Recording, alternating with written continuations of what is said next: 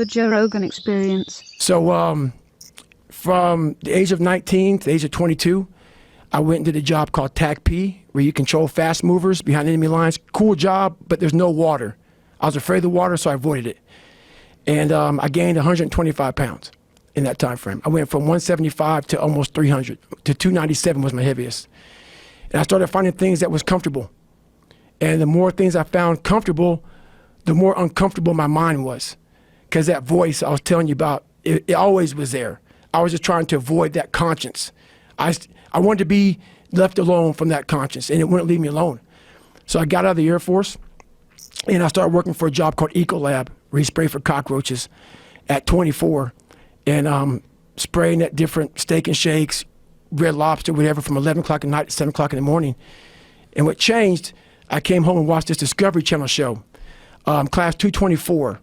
I came home from Steak and Shake. I sprayed it down last, get a big old large 42-ounce shake, walk across the street and get a box of mini donuts from 7-Eleven, and I would drive home for 45 minutes.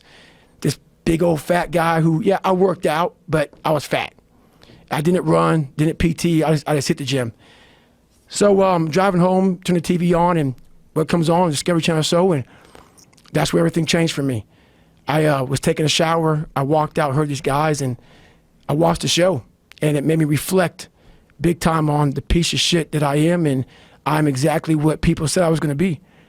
So what was on this show that really struck home? It was, I saw these guys going in the water, so I was terrified of it. I mean, I can't even express. Have you ever had a big fear? And I know a lot of fighters have fears and stuff like that, but they get over them. But a lot of us have these fears that you just don't want to fucking face. And I have a lot of them, had a lot of them. And that's what created the person who's in front of you today, and we'll get into that. But just a scared bitch is what I was. But I was watching these guys going through Hell Week, Class 224, and these guys ringing the bell, quitting, dropping their helmet down, rolling out. A lot of guys just leaving. And it made me reflect on my fears, my insecurities. And I saw real men, what I thought were real men who were staying, who were overcoming adversity, who were overcoming all these different things that I had blamed so many fucking people in my life, my dad, my mom for not being there. When I was 14 years old, my mom was gonna get remarried to this great guy. He got murdered. And then I moved back to that small town in Brazil, and everybody was to blame. My learning disability, my skin color, you know, me being everything. And so I sat there for a while, and I was like, man, I've got it. No one's gonna fucking come to help me. No one's gonna fucking come to help me. It's fucking me against me, period. And so I had to man up, and I said, the first thing I gotta start doing is facing every fucking fear I have, no matter what the fuck it is, man. And these things would keep me up at night. No one, people who are hearing this shit, they will never really understand and grasp when you face these things and so many things, how they keep you up and haunt you at night. I think there's a lot of people out there that know what you're talking about. I mean, and so that's what it did. And I had two options: to either be that 300-pound guy who sprayed for cockroaches and made $1,000 a month, and at 24 years old, knowing when I'm 50 fucking years old, I can reflect on this and think about what guy I never became, or I can totally just sack it up and fail and fail and fail until I succeed. So I started calling recruiters up. I said, I'm gonna go be a fucking Navy SEAL. And every recruiter, so there's a weight and height, so the weight and height limit to get in the military.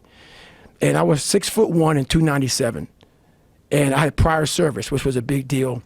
So I called all these recruiters up, and all of them said, hey, how tall are you, blah, blah, blah, blah. They got into conversations to see if I was even qualified.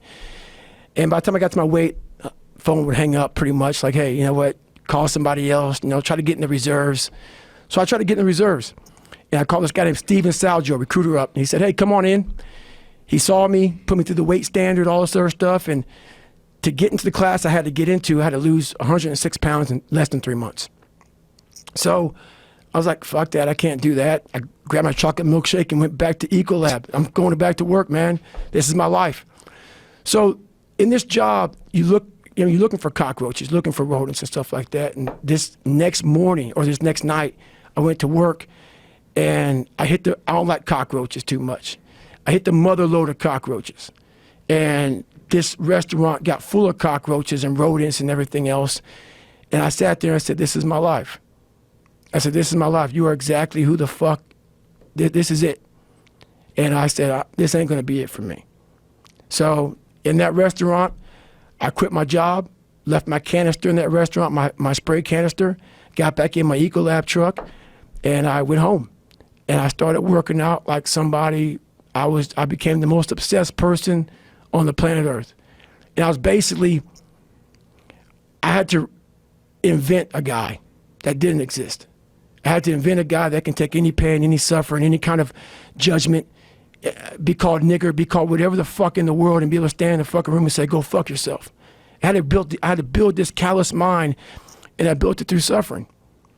I built it through downright fucking just crushing myself. If it was raining outside at 3 o'clock in the fucking morning, if it was snowing, the first instinct is don't go out there and do shit. My instinct was, we gotta fucking go out there. Anything that was fucking horrible in my life that I would normally say no, that was inhumane to most people, I had to go do it. And I started callousing my mind at this point in my life. And I lost the weight. I lost the weight and I went back to recruiter. I got into that class and I went through 3 Navy SEAL Hell Weeks in 1 year. Only guy to ever be in 3 Hell Weeks in 1 year, to my knowledge. The first one I didn't make it through, the next 2 I did. And that, I just didn't, I didn't stop anymore from there. And I started realizing through this process that the fucking mind is what you created. And I started opening different doors that I didn't think were even there, that I didn't think even existed. And the more doors I opened up, the more I started realizing that my potential is damn near endless. And it changed my whole mindset. So I went from David Goggins and I created Goggins. And that journey is a priceless journey that is hard for me to even explain to people because it sounds so quick and easy. Like I lost this weight and I went through 3 Hell Weeks, I went to Ranger School, went to Delta Force Selection, whatever it is. It was brutal. It's a brutal journey every fucking day. And everybody goes, well, are you happy? If anybody knows my life story, and I'll try to give you just a snippet of it, where I'm at today is in front of Joe Rogan telling you my life. To get through where I became, to get through where I'm at now, there's nothing but pride I have for myself that I can't really show people. Because I have this face that they see like, are you happy? What's wrong with you? I'm driven. I'm obsessed. And that's what you see.